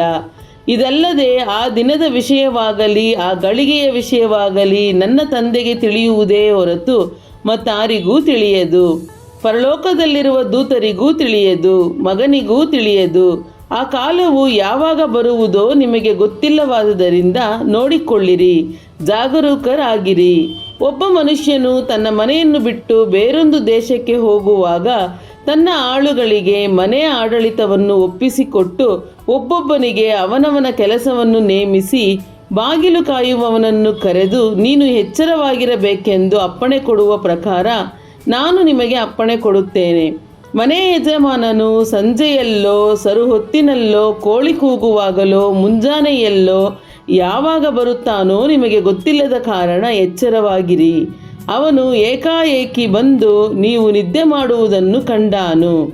ನಾನು ನಿಮಗೆ ಹೇಳಿದ್ದನ್ನು ಎಲ್ಲರಿಗೂ ಹೇಳುತ್ತೇನೆ, ಎಚ್ಚರವಾಗಿರಿ ಅಂದನು. ಮಾರ್ಕನು ಬರೆದ ಸುವಾರ್ತೆ ಅಧ್ಯಾಯ 14. ಪಸ್ಕದ ಮತ್ತು ಹುಳಿಯಿಲ್ಲದ ರೊಟ್ಟಿಯ ಹಬ್ಬ ಬರುವುದಕ್ಕೆ ಇನ್ನೂ 2 ದಿನಗಳಿದ್ದಾಗ ಮಹಾಯಾಜಕರು ಶಾಸ್ತ್ರಿಗಳು ಯೇಸುವನ್ನು ಉಪಾಯದಿಂದ ಹಿಡಿದು ಕೊಲ್ಲುವುದಕ್ಕೆ ಮಾರ್ಗವನ್ನು ಹುಡುಕುತ್ತಿದ್ದರು. ಯಾಕಂದರೆ ಹಬ್ಬದಲ್ಲಿ ಹಿಡಿಯಬಾರದು, ನಮ್ಮ ಜನರಲ್ಲಿ ಗದ್ದಲವಾದೀತು ಎಂದು ಮಾತಾಡಿಕೊಂಡರು. ಆತನು ಬೇತಾನ್ಯದಲ್ಲಿ ಕುಷ್ಠರೋಗಿಯಾದ ಸೀಮೋನನ ಮನೆಯಲ್ಲಿ ಇದ್ದು ಊಟಕ್ಕೆ ಕೂತಿದ್ದಾಗ ಒಬ್ಬ ಸ್ತ್ರೀಯು ಬಹು ಬೆಲೆಯುಳ್ಳ ಅಚ್ಚ ಜಟಾಮಾಂಸಿ ತೈಲದ ಭರಣಿಯನ್ನು ತೆಗೆದುಕೊಂಡು ಬಂದು ಆ ಭರಣಿಯನ್ನು ಒಡೆದು ತೈಲವನ್ನು ಆತನ ತಲೆಯ ಮೇಲೆ ಹೊಯ್ದಳು. ಆದರೆ ಕೆಲವರು ತಮ್ಮೊಳಗೆ ಕೋಪಗೊಂಡು, ಈ ತೈಲವನ್ನು ನಷ್ಟ ಮಾಡಿದ್ದೇಕೆ? ಇದನ್ನು 300 ಹಣಕ್ಕಿಂತ ಹೆಚ್ಚು ಬೆಲೆಗೆ ಮಾರಿ ಬಡವರಿಗೆ ಕೊಡಬಹುದಾಗಿತ್ತಲ್ಲ ಎಂದು ಹೇಳಿ ಆಕೆಗೆ ಛೀ ಹಾಕಿದರು. ಆದರೆ ಯೇಸು, ಈಕೆಯನ್ನು ಬಿಡಿರಿ, ಯಾಕೆ ಈಕೆಗೆ ತೊಂದರೆ ಕೊಡುತ್ತೀರಿ? ಈಕೆ ನನಗೆ ಒಳ್ಳೆಯ ಕಾರ್ಯವನ್ನು ಮಾಡಿದ್ದಾಳೆ. ಬಡವರು ಯಾವಾಗಲೂ ನಿಮ್ಮ ಬಳಿಯಲ್ಲಿ ಇರುತ್ತಾರೆ, ನಿಮಗೆ ಮನಸ್ಸು ಬಂದಾಗ ಅವರಿಗೆ ಉಪಕಾರ ಮಾಡಬಹುದು, ಆದರೆ ನಾನು ಯಾವಾಗಲೂ ನಿಮ್ಮ ಬಳಿಯಲ್ಲಿ ಇರುವುದಿಲ್ಲ. ಈಕೆಯು ತನ್ನ ಕೈಲಾಗುವಷ್ಟು ಮಾಡಿದ್ದಾಳೆ. ಈಕೆಯು ಮುಂದಾಗಿ ನನ್ನ ಉತ್ತರ ಕ್ರಿಯೆಗೋಸ್ಕರ ನನ್ನ ದೇಹಕ್ಕೆ ಈ ತೈಲವನ್ನು ಹಚ್ಚಿದ್ದಾಳೆ. ಸುವಾರ್ತೆಯು ಸರ್ವಲೋಕದಲ್ಲಿ ಎಲ್ಲೆಲ್ಲಿ ಸಾರಲಾಗುವುದೋ ಅಲ್ಲಲ್ಲಿ ಈಕೆ ಮಾಡಿದ್ದನ್ನು ಸಹ ಈಕೆಯ ನೆನಪಿಗಾಗಿ ಹೇಳುವರೆಂದು ನಿಮಗೆ ಸತ್ಯವಾಗಿ ಹೇಳುತ್ತೇನೆ ಅಂದನು. ಆಮೇಲೆ 12 ಮಂದಿ ಶಿಷ್ಯರಲ್ಲಿ ಒಬ್ಬರಾದ ಇಸ್ಕರಿಯೋತ ಯೂದನು ಯೇಸುವನ್ನು ಮಹಾಯಾಜಕರಿಗೆ ಇಡಕೊಡಬೇಕೆಂತ ಅವರ ಬಳಿಗೆ ಹೋದನು. ಅವರು ಕೇಳಿ ಸಂತೋಷಪಟ್ಟು ನಿನಗೆ ಹಣ ಕೊಡುತ್ತೇವೆಂದು ಮಾತು ಕೊಟ್ಟರು. ಅವನು ಆತನನ್ನು ಅನುಕೂಲವಾಗಿ ಹಿಡುಕೊಡುವುದು ಹೇಗೆ ಎಂದು ನೋಡುತ್ತಿದ್ದನು. ಹುಳಿಯಿಲ್ಲದ ರೊಟ್ಟಿಯ ಮೊದಲನೆಯ ಹಬ್ಬದ ದಿವಸ, ಅಂದರೆ ಪಸ್ಕದ ಕುರಿಮರಿಯನ್ನು ಕೊಯ್ಯುವ ದಿವಸ, ಆತನ ಶಿಷ್ಯರು, ನೀನು ಪಸ್ಕದ ಊಟ ಮಾಡುವಂತೆ ನಾವು ಎಲ್ಲಿ ಹೋಗಿ ಸಿದ್ಧ ಮಾಡಬೇಕನ್ನುತ್ತೀ ಎಂದು ಆತನನ್ನು ಕೇಳಲು, ಆತನು ತನ್ನ ಶಿಷ್ಯರಲ್ಲಿ 2 ಕರೆದು, ನೀವು ಪಟ್ಟಣದೊಳಕ್ಕೆ ಹೋಗಿರಿ, ಅಲ್ಲಿ ಒಬ್ಬ ಮನುಷ್ಯನು ತುಂಬಿದ ಕೊಡವನ್ನು ಹೊತ್ತುಕೊಂಡು ನಿಮ್ಮೆದುರಿಗೆ ಬರುವನು. ನೀವು ಅವನ ಹಿಂದೆ ಹೋಗಿರಿ. ಅವನು ಯಾವ ಮನೆಗೆ ಹೋಗುವನೋ ಆ ಮನೆಯ ಯಜಮಾನನಿಗೆ, ನಮ್ಮ ಬೋಧಕನು ತನ್ನ ಶಿಷ್ಯರ ಸಂಗಡ ಪಸ್ಕದ ಊಟವನ್ನು ಮಾಡುವುದಕ್ಕೆ ತನಗೆ ಬೋಧನೆ ಶಾಲೆ ಎಲ್ಲಿ ಎಂದು ಕೇಳುತ್ತಾನೆ ಎಂಬುದಾಗಿ ಹೇಳಿರಿ. ಅವನು ತಕ್ಕ ಸಾಮಾನೆಲ್ಲ ಸಿದ್ಧವಾಗಿ ಇಟ್ಟಿರುವ ಮೇಲಂತಸ್ತಿನ ದೊಡ್ಡ ಕೊಠಡಿಯನ್ನು ನಿಮಗೆ ತೋರಿಸುವನು. ಅಲ್ಲಿ ನಮಗೆ ಸಿದ್ಧ ಮಾಡಿರಿ ಎಂದು ಹೇಳಿ ಅವರನ್ನು ಕಳುಹಿಸಿಕೊಟ್ಟನು. ಶಿಷ್ಯರು ಹೊರಟು ಪಟ್ಟಣಕ್ಕೆ ಹೋಗಿ ಆತನು ತಮಗೆ ಹೇಳಿದಂತೆ ಕಂಡು ಪಸ್ಕಕ್ಕೆ ಸೌರಿಸಿದರು. ಸಂಜೆಯಾದಾಗ ಆತನು 12 ಮಂದಿ ಶಿಷ್ಯರ ಸಂಗಡ ಬಂದನು.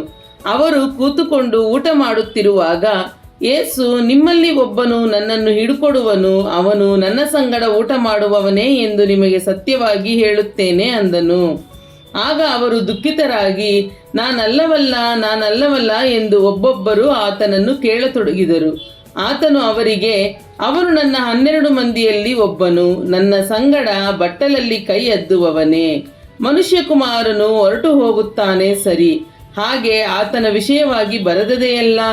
ಆದರೆ ಯಾವನು ಮನುಷ್ಯಕುಮಾರನನ್ನು ಹಿಡುಕೊಡುವನೋ ಅವನ ಗತಿಯನ್ನು ಏನು ಹೇಳಲಿ? ಆ ಮನುಷ್ಯನು ಹುಟ್ಟದಿದ್ದರೆ ಅವನಿಗೆ ಒಳ್ಳೆಯದಾಗಿತ್ತು ಎಂದು ಹೇಳಿದನು. ಅವರು ಊಟ ಮಾಡುತ್ತಿರುವಾಗ ಆತನು ರೊಟ್ಟಿಯನ್ನು ತೆಗೆದುಕೊಂಡು ದೇವರ ಸ್ತೋತ್ರ ಮಾಡಿ ಮುರಿದು ಅವರಿಗೆ ಕೊಟ್ಟು, ತಕ್ಕೊಳ್ಳಿರಿ, ಇದು ನನ್ನ ದೇಹ ಅಂದನು. ಆಮೇಲೆ ಪಾತ್ರೆಯನ್ನು ತೆಗೆದುಕೊಂಡು ಸ್ತೋತ್ರ ಮಾಡಿ ಅವರಿಗೆ ಕೊಟ್ಟನು. ಅವರೆಲ್ಲರೂ ಅದರಲ್ಲಿ ಕುಡಿದರು. ಮತ್ತು ಆತನು ಅವರಿಗೆ, ಇದು ನನ್ನ ರಕ್ತ, ಇದು ಒಡಂಬಡಿಕೆಯ ರಕ್ತ, ಇದು ಬಹುಜನರಿಗೋಸ್ಕರ ಸುರಿಸಲ್ಪಡುವ ರಕ್ತ. ನಿಮಗೆ ಸತ್ಯವಾಗಿ ಹೇಳುತ್ತೇನೆ, ನಾನು ದೇವರ ರಾಜ್ಯದಲ್ಲಿ ದ್ರಾಕ್ಷಾರಸವನ್ನು ಹೊಸದಾಗಿ ಕುಡಿಯುವ ದಿನದವರೆಗೂ ಅದನ್ನು ಇನ್ನೂ ಕುಡಿಯುವುದೇ ಇಲ್ಲ. ಬಳಿಕ ಅವರು ಕೀರ್ತನೆ ಹಾಡಿ ಎಣ್ಣೆ ಮರಗಳ ಗುಡ್ಡಕ್ಕೆ ಹೊರಟು ಹೋದರು. ಆಗ ಯೇಸು ಅವರಿಗೆ, ನೀವೆಲ್ಲರೂ ದಿಗಿಲುಪಟ್ಟು ಹಿಂಜರಿಯುವಿರಿ. ಕುರುಬನನ್ನು ಹೊಡೆಯುವೆನು, ಕುರಿಗಳು ಚದುರಿ ಹೋಗುವವು ಎಂದು ಬರೆದದೆಯಲ್ಲ. ಆದಾಗ್ಯೂ ನಾನು ಜೀವಿತನಾಗಿ ಎದ್ದ ಮೇಲೆ ನಿಮ್ಮ ಮುಂದೆ ಗಲಿಲಾಯಕ್ಕೆ ಹೋಗುವೆನು ಎಂದು ಹೇಳಿದನು. ಆದರೆ ಪೇತ್ರನು ಆತನಿಗೆ, ಎಲ್ಲರೂ ದಿಗಿಲುಪಟ್ಟು ಹಿಂಜರಿದರು, ನಾನು ಹಿಂಜರಿಯುವುದಿಲ್ಲ ಎಂದು ಹೇಳಲು, ಯೇಸು, ನಿನಗೆ ಸತ್ಯವಾಗಿ ಹೇಳುತ್ತೇನೆ, ಈ ಹೊತ್ತು ಈ ರಾತ್ರಿಯಲ್ಲಿಯೇ ಕೋಳಿ 2 ಸಾರಿ ಕೂಗುವುದಕ್ಕಿಂತ ಮುಂಚೆ ನೀನು ನನ್ನ ವಿಷಯದಲ್ಲಿ ಅವನನ್ನು ಅರಿಯನೆಂಬುದಾಗಿ 3 ಸಾರಿ ಹೇಳುವಿ ಅಂದನು. ಆದರೆ ಅವನು, ನಾನು ನಿನ್ನ ಸಂಗಡ ಸಾಯಬೇಕಾದರೂ ನಿನ್ನನ್ನು ಅರಿಯನೆಂಬುದಾಗಿ ಹೇಳುವುದೇ ಇಲ್ಲವೆಂದು ಬಹು ಖಂಡಿತವಾಗಿ ಮಾತಾಡಿದನು. ಅದರಂತೆ ಅವರೆಲ್ಲರೂ ಹೇಳಿದರು. ತರುವಾಯ ಅವರು ಗೆತ್ಸಮನೆ ಎಂಬ ತೋಟಕ್ಕೆ ಬಂದರು. ಆತನು ತನ್ನ ಶಿಷ್ಯರಿಗೆ, ಇಲ್ಲೇ ಕೂತುಕೊಳ್ಳಿರಿ, ನಾನು ಪ್ರಾರ್ಥನೆ ಮಾಡಿ ಬರುತ್ತೇನೆ ಎಂದು ಹೇಳಿ ಪೇತ್ರ, ಯಾಕೋಬ, ಯೋಹಾನರನ್ನು ತನ್ನ ಜೊತೆಯಲ್ಲಿ ಕರಕೊಂಡು ಹೋಗಿ ಬೆಚ್ಚಿ ಬೆರಗಾಗಿ ಮನಗುಂದಿದವನಾದನು. ಮತ್ತು ಅವರಿಗೆ, ನನ್ನ ಪ್ರಾಣವು ಸಾಯುವಷ್ಟು ದುಃಖಕ್ಕೆ ಒಳಗಾಗಿದೆ, ನೀವು ಇಲ್ಲೇ ಇದ್ದು ಎಚ್ಚರವಾಗಿರ್ರಿ ಎಂದು ಹೇಳಿ ಸ್ವಲ್ಪ ಮುಂದೆ ಹೋಗಿ ನೆಲದ ಮೇಲೆ ಅಡ್ಡಬಿದ್ದು ಸಾಧ್ಯವಾದರೆ ಆ ಗಳಿಗೆ ತನ್ನನ್ನು ಬಿಟ್ಟು ಹೋಗುವಂತೆ ದೇವರನ್ನು ಪ್ರಾರ್ಥಿಸಿ, ಅಪ್ಪ ತಂದೆಯೇ, ನಿನಗೆ ಎಲ್ಲವೂ ಸಾಧ್ಯ, ಈ ಪಾತ್ರೆಯನ್ನು ನನ್ನಿಂದ ತೊಲಗಿಸು, ಆದರೂ ನನ್ನ ಚಿತ್ತದಂತಾಗದೆ ನಿನ್ನ ಚಿತ್ತದಂತೆಯೇ ಆಗಲಿ ಅಂದನು. ಆಮೇಲೆ ಆತನು ಬಂದು ಅವರು ನಿದ್ದೆ ಮಾಡುವುದನ್ನು ಕಂಡು ಪೇತ್ರನಿಗೆ, ಸೀಮೋನನೇ, ನಿದ್ದೆ ಮಾಡುತ್ತೀಯಾ? 1 ಗಳಿಗೆಯಾದರೂ ಎಚ್ಚರವಾಗಿರಲಾರೆಯ? ಶೋಧನೆಗೆ ಒಳಗಾಗದಂತೆ ಎಚ್ಚರವಾಗಿದ್ದು ಪ್ರಾರ್ಥಿಸಿ, ಮನಸ್ಸು ಸಿದ್ಧವಾಗಿದೆ ಸರಿ, ಆದರೆ ದೇಹಕ್ಕೆ ಬಲ ಸಾಲದು ಎಂದು ಹೇಳಿದನು. ಆಮೇಲೆ ತಿರುಗಿ ಹೋಗಿ ಅದೇ ಮಾತನ್ನು ಹೇಳುತ್ತಾ ಪ್ರಾರ್ಥಿಸಿದನು. ತಿರುಗಿ ಬಂದಾಗ ಅವರು ನಿದ್ದೆ ಮಾಡುವುದನ್ನು ಕಂಡನು. ಅವರ ಕಣ್ಣುಗಳು ಬಹುಭಾರವಾಗಿದ್ದವು ಮತ್ತು ಆತನು ಕೇಳಿದ್ದಕ್ಕೆ ಏನು ಉತ್ತರ ಕೊಡಬೇಕೋ ಅವರಿಗೆ ತಿಳಿಯಲಿಲ್ಲ.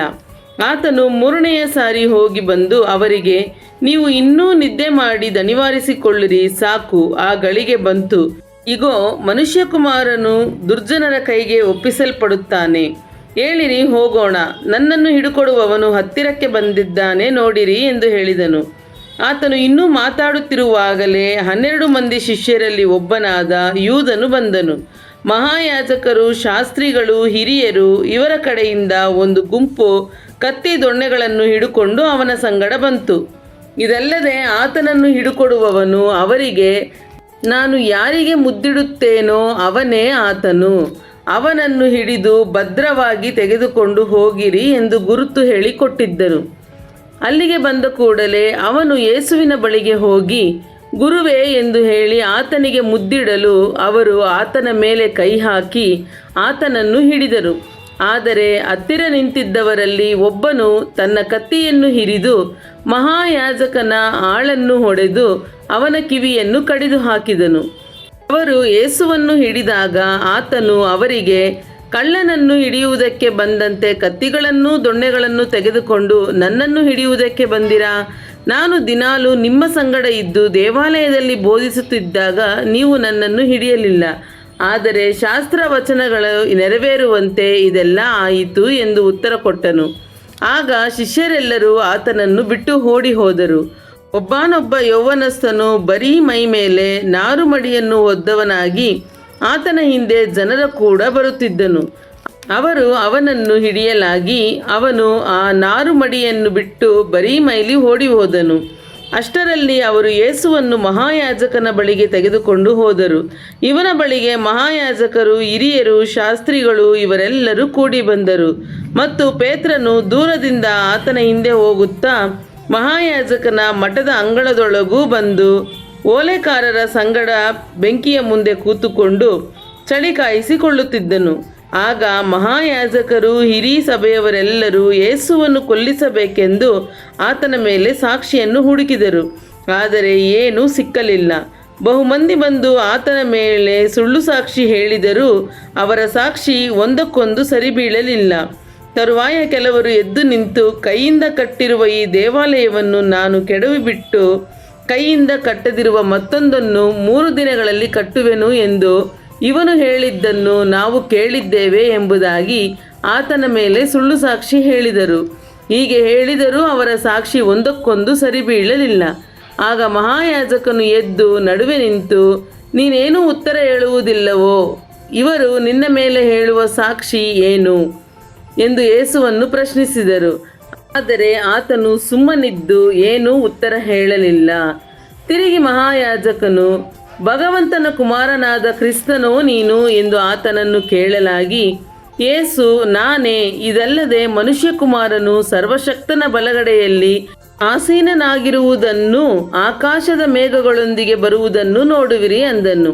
ಇದನ್ನು ಕೇಳಿ ಮಹಾಯಾಜಕನು ತನ್ನ ಅಂಗಿಗಳನ್ನು ಹರಕೊಂಡು, ನಮಗೆ ಸಾಕ್ಷಿಗಳು ಇನ್ನು ಯಾತಕ್ಕೆ ಬೇಕು? ಇವನು ಮಾಡಿದ ದೂಷಣೆಯನ್ನು ಕೇಳಿದಿರಲ್ಲ, ನಿಮಗೆ ಹೇಗೆ ಕಾಣುತ್ತದೆ ಅನ್ನಲು ಅವರೆಲ್ಲರೂ ಇವನು ಮರಣದಂಡನೆ ಹೊಂದತಕ್ಕವನು ಎಂದು ತೀರ್ಪು ಮಾಡಿದರು. ಆಮೇಲೆ ಕೆಲವರು ಆತನನ್ನು ಉಗುಳಿ ಆತನ ಮುಖಕ್ಕೆ ಮುಸುಕು ಹಾಕಿ ಗುದ್ದಿ ಪ್ರವಾದನೆ ಹೇಳು ಅನ್ನುತ್ತಿದ್ದರು. ಮತ್ತು ಓಲೆಕಾರರು ಆತನ ಕೆನ್ನೆಗೆ ಏಟು ಹಾಕುತ್ತಾ ತಮ್ಮ ವಶಕ್ಕೆ ತೆಗೆದುಕೊಂಡರು. ಇತ್ತಲಾಗಿ ಪೇತ್ರನು ಕೆಳಗೆ ಅಂಗಳದಲ್ಲಿ ಇದ್ದಾಗ ಮಹಾಯಾಜಕನ ದಾಸಿಯರಲ್ಲಿ ಒಬ್ಬಳು ಬಂದು ಅವನು ಚಳಿ ಕಾಯಿಸಿಕೊಳ್ಳುತ್ತಿರುವುದನ್ನು ಕಂಡು ಅವನನ್ನು ನೋಡಿ, ನೀನು ಸಹ ಆ ನಜರೇತಿನವನಾದ ಯೇಸುವಿನ ಕೂಡ ಇದ್ದವನಲ್ಲವೇ ಅಂದಳು. ಅವನು, ಅಲ್ಲ, ನೀನು ಏನನ್ನುತ್ತೀಯೋ ನನಗೆ ಗೊತ್ತಿಲ್ಲ, ತಿಳಿಯುವುದಿಲ್ಲ ಎಂದು ಹೇಳಿ ಹೊರಂಗಳಕ್ಕೆ ಹೋದನು. ಅಲ್ಲಿ ದಾಸಿಯು ಅವನನ್ನು ಕಂಡು ಹತ್ತಿರದಲ್ಲಿ ನಿಂತಿದ್ದವರಿಗೆ, ಇವನೂ ಅವರಲ್ಲಿ ಒಬ್ಬನು ಎಂದು ತಿರುಗಿ ಹೇಳುವುದಕ್ಕೆ ತೊಡಗಿದಳು. ಅವನು ತಿರುಗಿ ಅಲ್ಲ ಅಂದನು.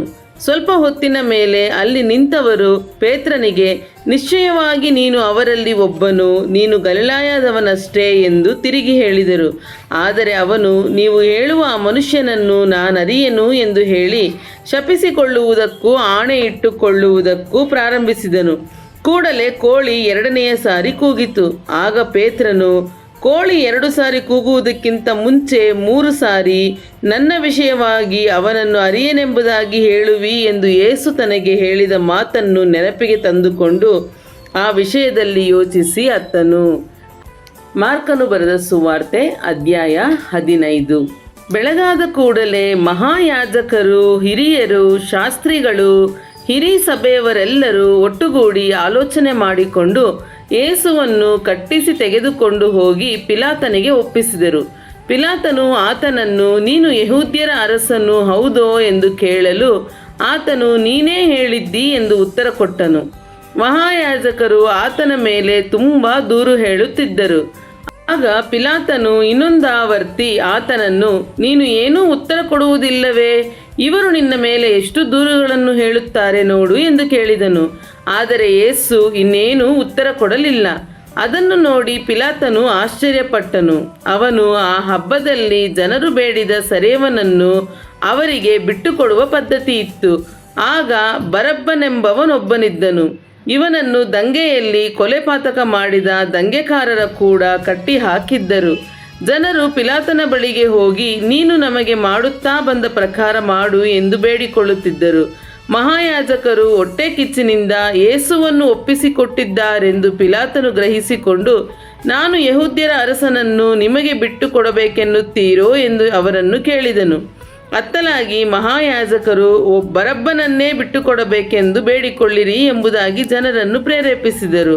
ಅದಕ್ಕೆ ಪಿಲಾತನು ತಿರುಗಿ ಅವರನ್ನು, ಹಾಗಾದರೆ ನೀವು ಹೇಳುವ ಯೆಹೂದ್ಯರ ಅರಸನನ್ನು ನಾನೇನು ಮಾಡಲಿ ಎಂದು ಕೇಳಲು ಅವರು, ಅವನನ್ನು ಶಿಲುಬೆಗೆ ಹಾಕಿಸು ಎಂದು ತಿರುಗಿ ಬೊಬ್ಬೆ ಹಾಕಿದರು.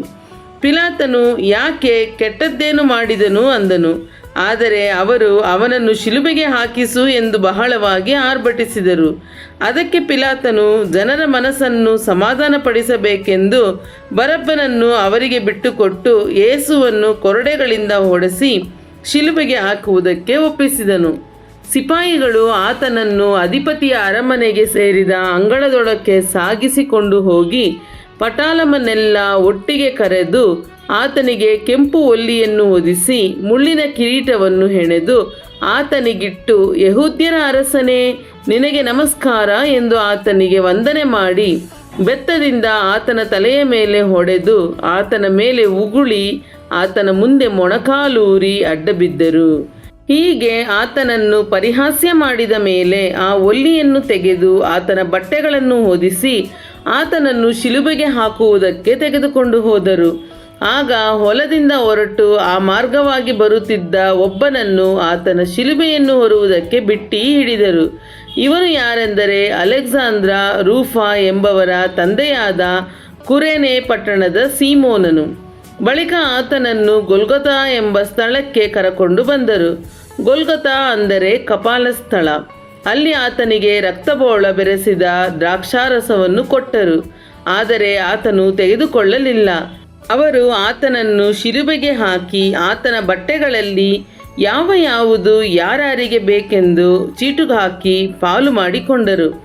ಆತನನ್ನು ಶಿಲುಬೆಗೆ ಹಾಕುವಾಗ ಹೊತ್ತಾರೆ 9 ಗಂಟೆಯಾಗಿತ್ತು. ಇದಲ್ಲದೆ ಅವರು ಹೊರಿಸಿದ ಅಪರಾಧವನ್ನು ಸೂಚಿಸುವ ಒಂದು ವಿಳಾಸವು ಶಿಲುಬೆಯ ಮೇಲೆ ಬರೆದಿತ್ತು. ಅದೇನೆಂದರೆ ಯಹೂದ್ಯರ ಅರಸನು ಎಂಬುದೇ. ಅದಲ್ಲದೆ 2 ಕಳ್ಳರನ್ನು ತಂದು ಒಬ್ಬನನ್ನು ಆತನ ಬಲಗಡೆಯಲ್ಲಿ ಮತ್ತೊಬ್ಬನನ್ನು ಎಡಗಡೆಯಲ್ಲಿ ಆತನ ಸಂಗಡ ಶಿಲುಬೆಗೆ ಹಾಕಿದರು. ಅಲ್ಲಿ ಹಾದು ಹೋಗುವವರು ತಲೆ ಆಡಿಸಿ, ಆಹಾ, ದೇವಾಲಯವನ್ನು ಕೆಡವಿ 3 ದಿನದಲ್ಲಿ ಕಟ್ಟುವವನೇ, ಶಿಲುಬೆಯಿಂದ ಇಳಿದು ನಿನ್ನನ್ನು ರಕ್ಷಿಸಿಕೋ ಎಂದು ಆತನನ್ನು ಹಂಗಿಸುತ್ತಿದ್ದರು.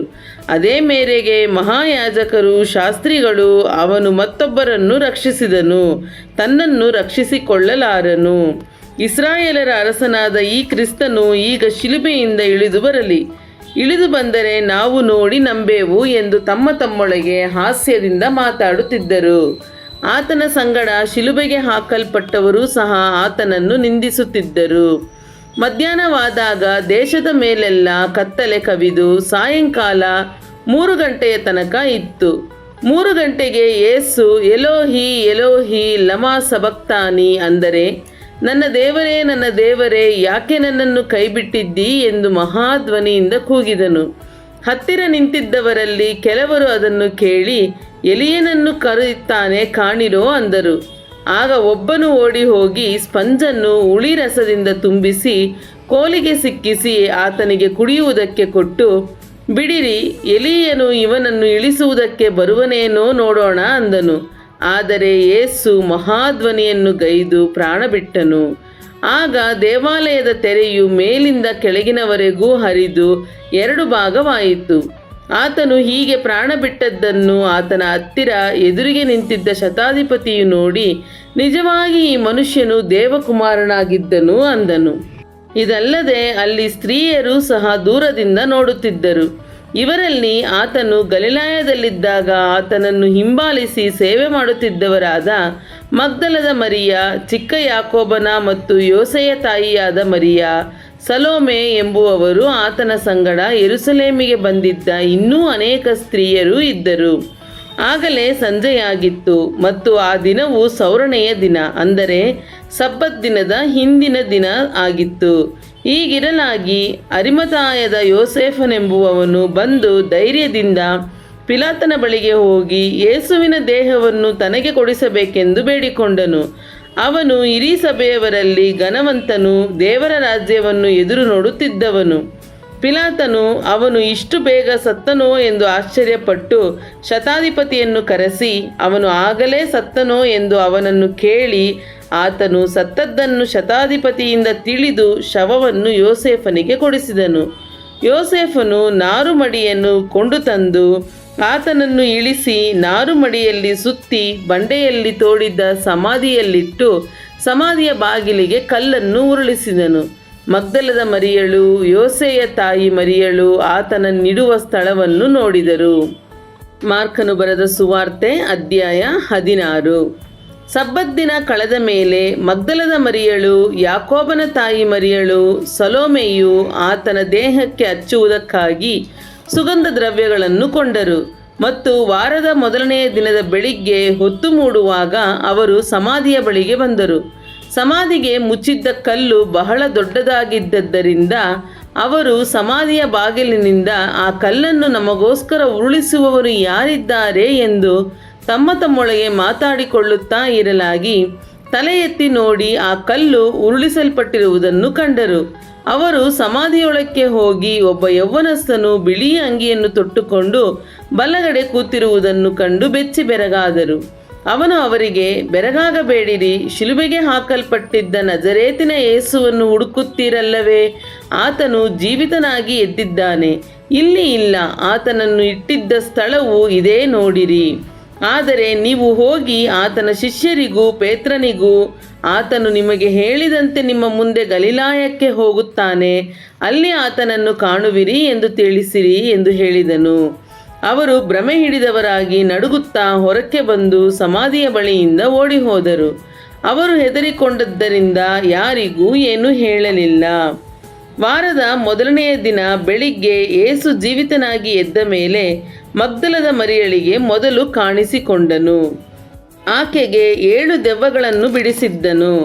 ಆಕೆ ಹೋಗಿ ಆತನು ಕಾಣಿಸಿಕೊಂಡದ್ದನ್ನು ಮುಂಚೆ ಆತನ ಜೊತೆಯಲ್ಲಿದ್ದವರಿಗೆ ತಿಳಿಸಿದಳು.